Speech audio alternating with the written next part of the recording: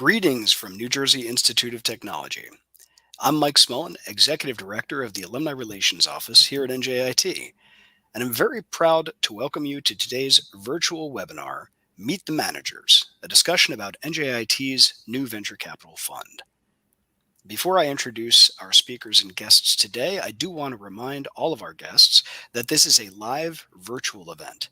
If we experience any digital or technological interruptions, please bear with us as we move forward. And finally, you are welcome to submit your comments, questions, and thoughts in the chat on any one of the social media platforms on which this streams. We will look at those questions and we will refer to them and discuss them at the end of the session. So without further ado, it's my pleasure to introduce my colleagues Chelsea Samuelson and Will Lutz for today's event. Welcome. Thanks, Mike, and thanks for having us. I am going to kick this off by sharing my screen.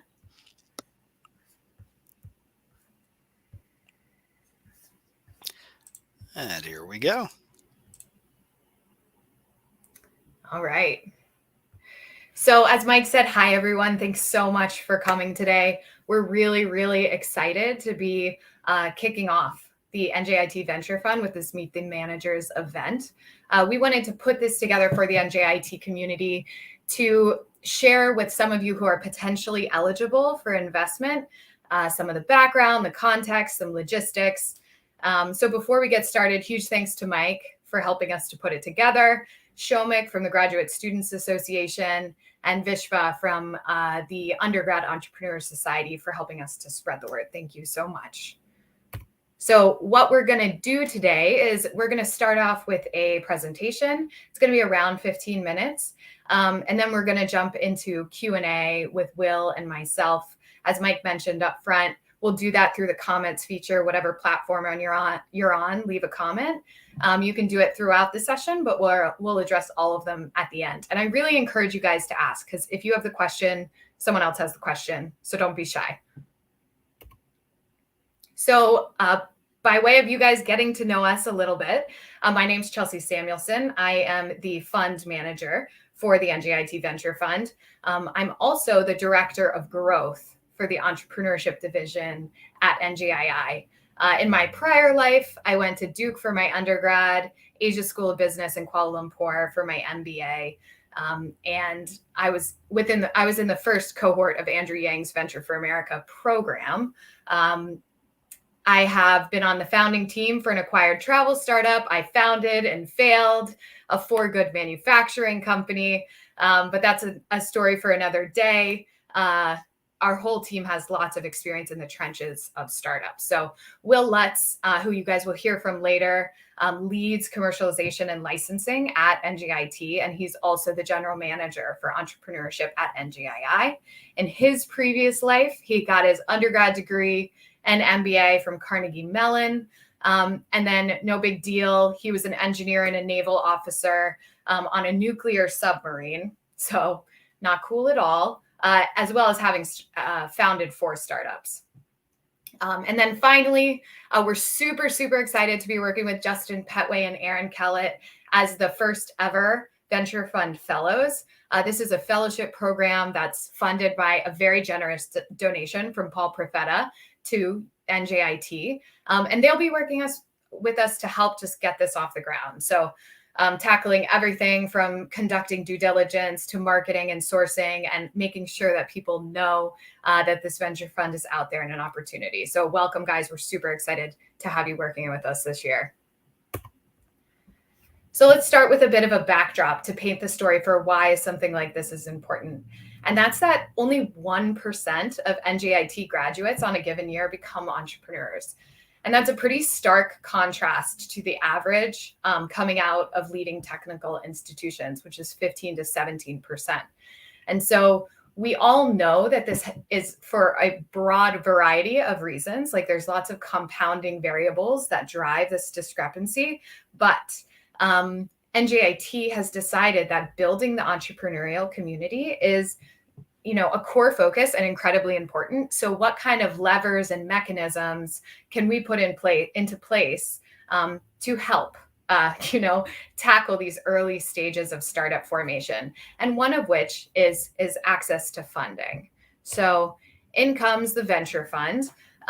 We are launching a pre-seed investment fund that's targeted at only NJIT affiliated startup companies. So as I mentioned, the vision from the NJIT side of the table is accelerate a stronger entrepreneurial community by providing the foundational infrastructure that people need to get these startups off the ground, one of which is funding. So when I say pre-seed, what I mean is super early startup companies. Likely we're the first capital in for the companies that we're talking about. And the goal is to kind of fill that friends and family round, give people the time and the resources to invest in their company long enough to take it to the next level and get to that next stage of funding. So when I say NJIT affiliated, we do have a definition for what that means. And we're investing in a few different groups of people as well as one type of startup. So we're in founding teams for a given startup need to have at least one of the founders who is an alumni. And so that can be someone from any school, any program, any year. You can have graduated 50 years ago or 1 year ago. That's relatively straightforward. So if a startup has one member of its founding team who's an alumni, that would qualify.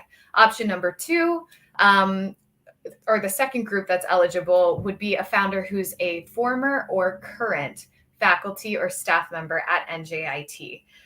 So within this group, there's actually a little bit of gray space because of some state ethics rules, but we'll be navigating that on a case-by-case basis. So we still recommend people from this group come to us with their great ideas so that we can figure it out. The third group who's eligible is current NJIT students.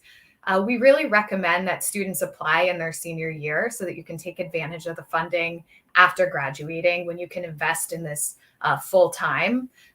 Also, we're an NJIT program, so, we value education and that is a priority for us. And finally, if a startup is licensing intellectual property from NJIT, they are also eligible to apply to this fund. What types of companies are we looking for? So we're looking for a big impact, scalable return, but we're technology and industry agnostic. So you don't need to be in a particular industry or focused on a particular technology space. And we realize that the stage of investment that we're talking about, this very early stage, you likely won't have market traction. You'll likely not have paying customers, although amazing if you do. But we do want to see that you see and understand what your vision is. How are you going to change the world, or how are you going to change a piece of the world? And a huge piece of that is understanding what your addressable market is. We want to see solidly large addressable markets because that's one of the key indicators that this could turn into something bigger. In terms of scalability, just so that we understand and agree upon what that means, we're looking for business models that allow a startup to multiply revenue numbers with minimal incremental cost. That is not necessary for this investment, but it's a good business model framework to keep in mind. And finally, but not least at all, we're really looking for well-rounded and tenacious teams. So you need to show us why this team that you've put together is the team to take this product to market. In a lot of cases, this might look like making sure you have compatible founders. So if you're a technical founder, you need a business founder alongside of you and vice versa. But teams are much more dynamic and nuanced than that. That's just a foundational principle to work from. Here's a little bit on the terms of what we'll be investing. $75,000 per investment. And this is a standardized number. We're not going to be defecting from this. That will be the investment that we're offering. And it's going to be in the form of a SAFE. So that stands for Simple Agreement for Future Equity. This type of funding mechanism was founded created, by Y Combinator, which is one of the larger accelerators. And it's a way to put money into very early stage startups without having to price what that company is worth. So what that means is we'll give you this $75,000 now, and at a future conversion date, likely your first price round, we will receive equity at a discount for taking the risk with that early money in.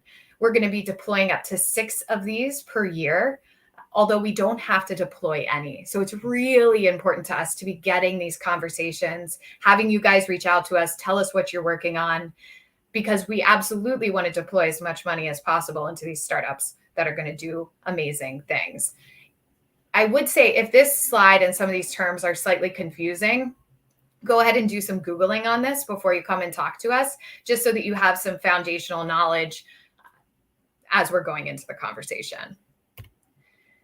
What's the process look like? So this takes around 3 months, but plus or minus. There's got to be some flexibility there depending on a variety of factors. But where it starts is that you guys apply for funding. So you email us with your deck and any other relevant collateral. We'll then set up an intro call. And at that point, we'll start to conduct due diligence on your company. That involves asking you guys additional follow-up questions, as well as our own back-end research. At any point during this process, we could ask you to go back to the drawing board. So we would defer doing any sort of investment in you guys for the time being and ask you to continue to work on things. But after due diligence, we also have 2 pathways that startups could take. If you are working on a highly technical startup, so likely something that's coming out of a lab, we might put your startup through review from our technical advisory committee.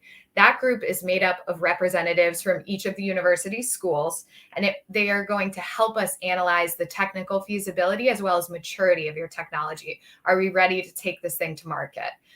So if you pass through that stage gate, or if you do not have a technical company, you then go to the investment committee for review, who's the group that makes the final go, no-go decision on investment. And that's 5 individuals from the venture community, as well as from the new NJIT Board of Trustees, who will make that decision. If you pass through that, we will then deploy some funding for your startup. And so what does it mean if your startup receives funding? It means that we're going to support you. So you are now part of our portfolio, and we will help you get additional investor connections, hiring support. You'll receive a year free at VentureLink. But the truth is that every engagement here is going to be very unique depending on the needs of your startup as well as the capacity of our team. So it's going to be an a la carte experience for each startup, but we will absolutely support you. And so what happens if you do not receive funding? We will still support you. So we'll provide feedback and guidance. As I mentioned up front, this venture firm is really about building the entrepreneurial community at NJIT. We want you to build these companies, so we'll provide feedback and guidance. We'll help guide you also to programs that might be able to help you fill some of the gaps so that you can come back and apply again in the future when you have taken the startup to the next level. We do have a few restrictions that we know about in terms of deploying funding. One of them is we cannot invest in student-led startups if the student is on an F1 visa. So that's not permitted under the visa restrictions. Additionally, as I mentioned earlier, there are some gray spaces with faculty that we are navigating, and we're in conversations with the State Ethics Commission. And we're going to handle that on a case-by-case basis. We absolutely need and must work within the guardrails of the law, but we're also very keen to figure out how to make these investments into the top startups work. So we'll work with you guys on this, and we'll do our best to figure it out. And then finally, alumni living internationally or startups registered internationally, we can also not invest in those individuals or those startups. One question that's been asked to me a few times, and this is the closer before we get into the FAQ, is what is the difference between the venture fund and VentureLink? And I think that that's a great question. And our team crosses both of those entities. So good to clarify. The venture fund, which is what we've just talked about, is a funding vehicle for startups. So you come to us when you are seeking money to take your startup to the next level. Venture Link is a co-working space as well as programming to help kind of plug the holes in your business. So when you're thinking about these two things, venture fund, think about financing. Venture Link, think about space and programming. And that's the difference between the entities. And finally, if you have an idea, you're working on a startup, you want to apply, we're 100% accepting and open to conversations now. So email the venture fund at njit.edu, send us your deck, other relevant collateral if you have it. Or if you have other questions, you can email either Will or myself directly at the emails here. We can also put them in the chat when we move over to that. But we're going to go ahead and jump into FAQ. With that, I'm really looking forward to seeing what kind of questions you guys have. Fantastic. Chelsea, thanks so much. No problem. And we're seeing in the comments and already a lot of questions coming in. And I just want to jump in. I'm really excited about this. Lots of great questions coming in. So the first one I want to ask, someone asked, can graduate students participate? We already kind of talked a little bit about, and then they asked more about U.S. citizens and green card holders. So we already kind of addressed that about international issues and deploying capital international. That is a problem, not so much with us as much as it is with the U.S. investment law. But as far as graduate students go, we love graduate students. I would love to invest in graduate students. That's great. We really want people to be able to be full-time on their company or have staff that's full-time on their company. We don't want you to be, I don't want someone to be juggling classes and their research work and their startup. This is for folks who are really ready to get serious about it. So that's really that. I hope I answered that question. Chelsea, do you want to take this next one? What % of equity are you seeking? Yeah, so I'm not seeing that, but yes, I've got it. So because of the way that we're doing the investment, we are not going to be taking a % of equity right now. So what I highly recommend you do is Google Safe Notes, Simple Agreement for Future Equity. We will be providing you investment now, and then at a conversion date in the future, which is likely when you raise a priced round, which is when they say your company is worth this much money, we will then receive equity at a discount. Yeah, so the whole point is it's too early to argue about what a company is worth and what percentage do we get, what percentage do you. This is a very founder-friendly term. It's become industry standard for early stage tech and early stage investors recently. And we want to make sure that our NJIT community has the best opportunity to move forward. I want to jump into the next question because this is really in my wheelhouse. Next question that I'm looking at here, what are the resources to help with pitch deck best practices? The answer is that's what VentureLink's for. That's VentureLink, the incubator. We run a lot of workshops through the year, and we do a how to pitch to investors workshop twice per year. If you go to venturelink.org on the website, sign up for our newsletter, look for events. There's a lot of stuff to help you guys get prepped for that. That's exactly what VentureLink's for. Yeah. And there's a few straightforward questions on here. You do not need to be incorporated in New Jersey. You just need to be incorporated in the United States. And we love it if you aren't incorporated yet. If you're not ready for that yet, we can help guide you to resources on how to do that. Now, when the check actually gets cut, yeah, you need to be incorporated. But in the meantime, on that process, we have lots of lawyers that we work with, lots of experts in startup law, lots of experts all over the place, lots of programs that can help to guide you and teach you about how to do that properly. And so most people are registered in Delaware because that's very investor friendly, and then are registered to do business in New Jersey. That's usually the standard that we'd love to see, and we can help talk to you about why that is and get you some resources. The timeline is now. You are now able to apply for funding. It will take up to 3 months, potentially plus or minus one there, to deploy the funding, because it has to do with convening the different committees at their cadences. So we're not as fast as some funds, because, you know, we do have some steps that we need to take being tied to the university, but we'll do our best to get it to you quickly. Chelsea, here's a question coming up. Do you have a preference of startup as to whether it provides a service or a product, etc.? Can you talk about that a little?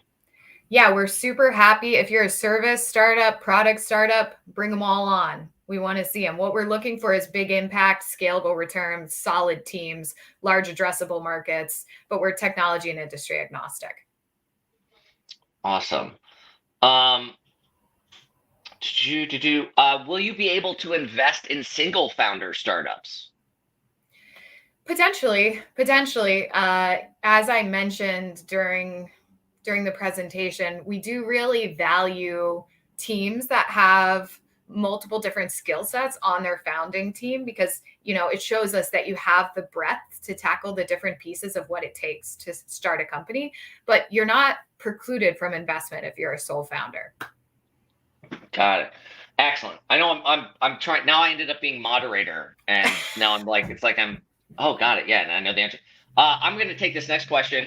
R Square Media is asking, are we open to nonprofits also? And because investments require returns, the way that it is structured, we cannot, because it's not really an investment then. It would be a donation, I guess, or a grant of some kind. And so I love Zebra, what are now called Zebra startups, or mixed mission startups, where you're balancing social impact and at a revenue stream that makes sense. But we can't make direct grants or donations to nonprofits. There's an interesting question here. If we develop intellectual property, will NJIT require assigning the IP to them? If you develop the intellectual property at NJIT through the utilization of resources on NJIT, NJIT has ownership over that intellectual property, although Will can speak to this better than I can. But if you are, for say, like an alumni-led startup, and we've invested in you and you develop intellectual property, we do not own, NJIT will not own that intellectual property. We will just have ownership in the startup. Yeah, so I run the IP office. Hi, nice to meet you. So, or at least our team does. Yeah, we don't want your IP. Oh my goodness, no, I want you to run with it. I want you to run with it. As the founder and the inventor, you're the best person to run with it and turn it into an entrepreneurship, a startup rather. I want you to be awesome with it. NJIT, we don't want your IP. We absolutely do not want your IP. So somebody does ask a question, but one of the founders is NJIT faculty, and the IP is developed independently. That gets into some of the nuances of IP policy at NJIT. And what I would recommend is that you come and reach out to me or Chelsea or Sanjeev, who's our IP attorney and is really fantastic. One of the three of us can help you kind of navigate that to figure out where the nuances are, because there's a lot of like little parts of that question. And so that's IP stuff. I kind of want to, we talked about it, I would like to get back to the venture fund stuff. Well, actually, just very quickly, there's are faculty eligible for participation in VentureLink for assistance in pitching? Absolutely. Oh, yeah. So are alumni. So come to us if you're faculty, students, alumni, whatever. We're happy to work with you. We have a lot of alumni up at VentureLink. We have a lot of alumni that kind of hang out and bounce around and chat with us and engage with us all the time, whether it's with commercialization of their IP or, a crazy idea that they have outside of work. That's our job, is to support you with that. And this venture fund that we're talking about today is an important piece of that, but is not the only piece of that. So there's a lot that goes into it, and we really want to support you in that case. I'd like to move on to another question about conversion cap and how it's decided and how it works. So there is no conversion cap. There is no conversion cap. We do use a discount. It's actually a sliding discount scale between 80 to 70% for those of you who are the finance nerds in the room.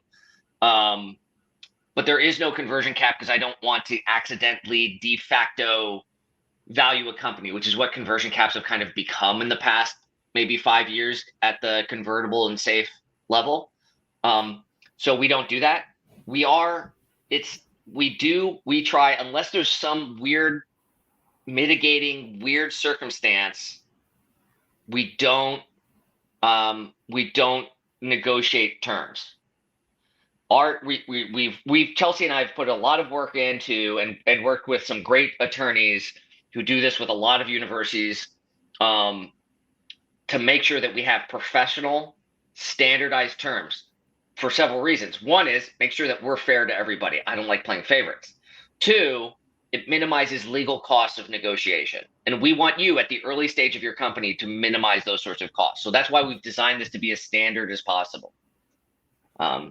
Yeah, there was another question that was part of that comment, Mike. If you don't mind pulling that back up, that was good. Yeah, there we go. Chelsea, you want to take that second half?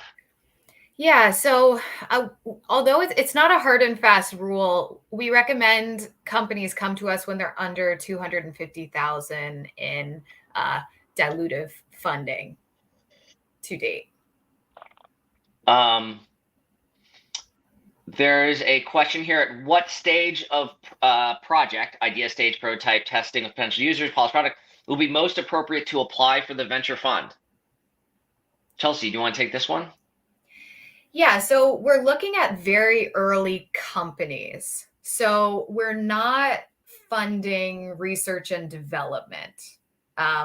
So because this is university affiliated, I do think it's important to make that differentiation. We're not funding research and development, but you don't necessarily have to have paying customers, although you could. So it's somewhere in that in between, but there has to be a story and a vision, and you kind of have to have an idea for where you're going, what the model is going to look like before we'll deploy the funding.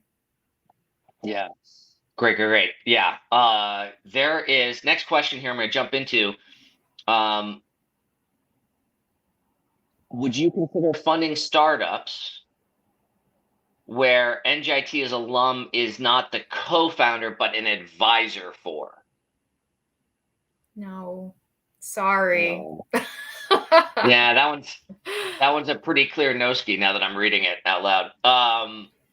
There's another. Can a same founder apply again if she or he has been approved for funding in another startup?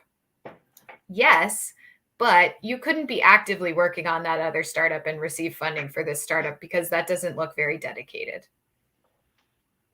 Yeah, we want to have dedicated, mature, professional people working on their companies, and those are the types of companies and founders we want to support. And so that's actually really important to us. We want this to be your full-time job.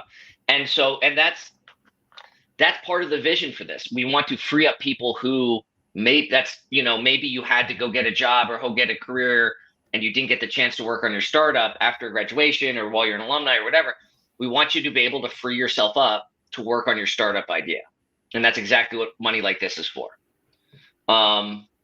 There's another question here. Are ventures based in California? Do we need to move to New Jersey? No. No. That's an easy one. No, not at all, actually.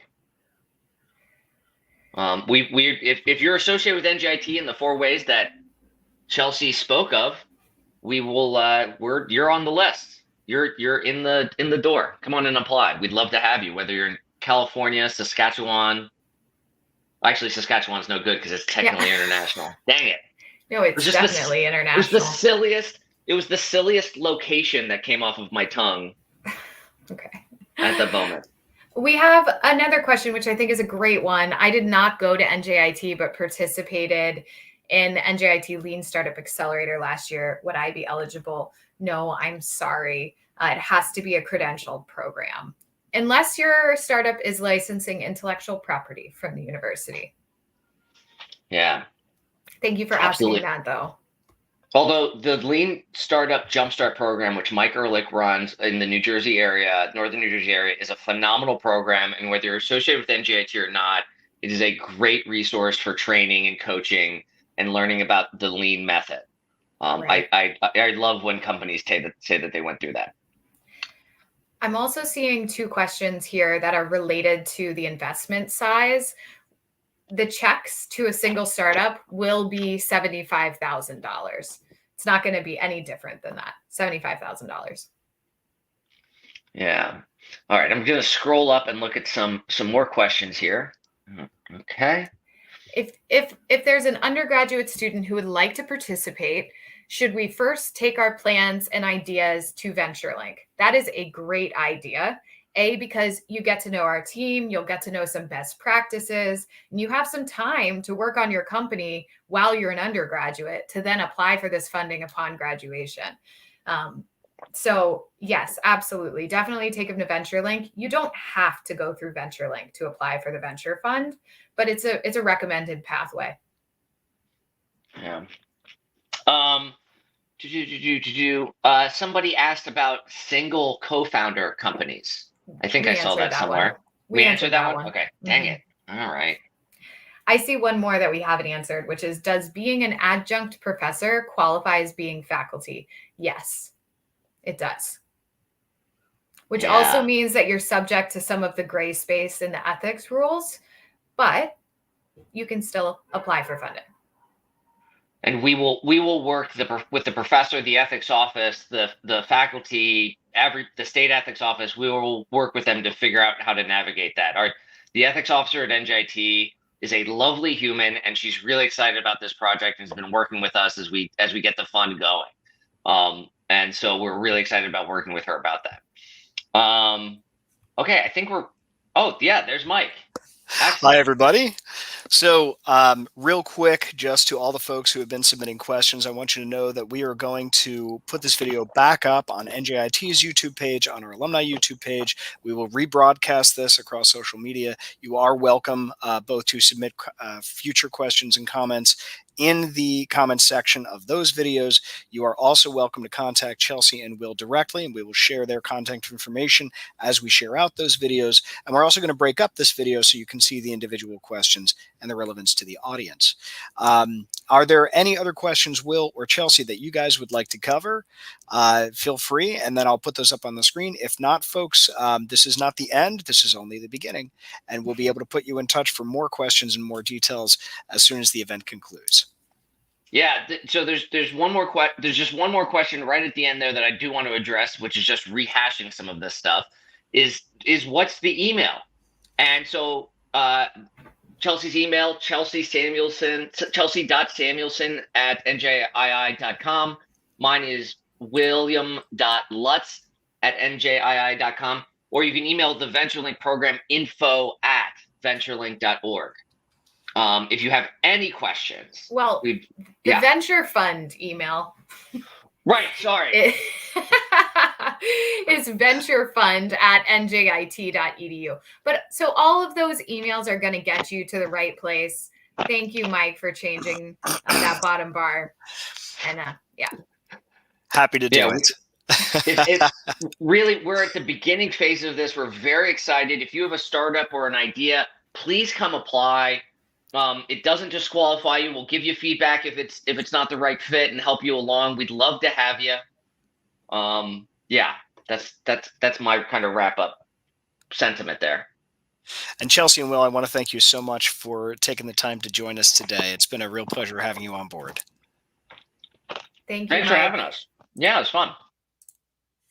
So again, this has been our latest virtual chat with Will Lutz and Chelsea Samuelson, who are heading up NJIT's newest venture capital fund. We've answered numerous questions here today. Please bear in mind that you are welcome to reach out to them at the emails that are scrolling at the bottom of your screen. We will also share that information across all of our social media channels, and we encourage all of our viewers to share that with friends, family, alumni, fellow students, faculty, or staff who may also be interested in this launch. Now, something Will and Chelsea and I spoke about briefly before we actually did this event is alumni are truly a great audience for this venture capital fund. This is an historic investment for the university. It's certainly something that we hope to expand and to grow.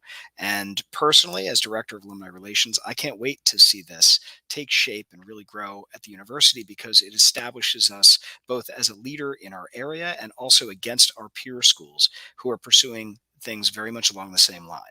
So, for those of you who are interested in participating, for those of you who just want to communicate about it, or for those of you who are looking to say, I am proud of my university, this is the place you want to be, and this is the information you want to share. So, again, as I like to say at the conclusion of all of our events, please stay in contact. Make sure that you follow us on Apple Podcasts, Google Podcasts, and Spotify. Check out our YouTube channel at NJIT Alumni or the NJIT YouTube channel. Follow us on our LinkedIn, Facebook, and Twitter accounts, as well as Instagram. And last but certainly not least, go Highlanders.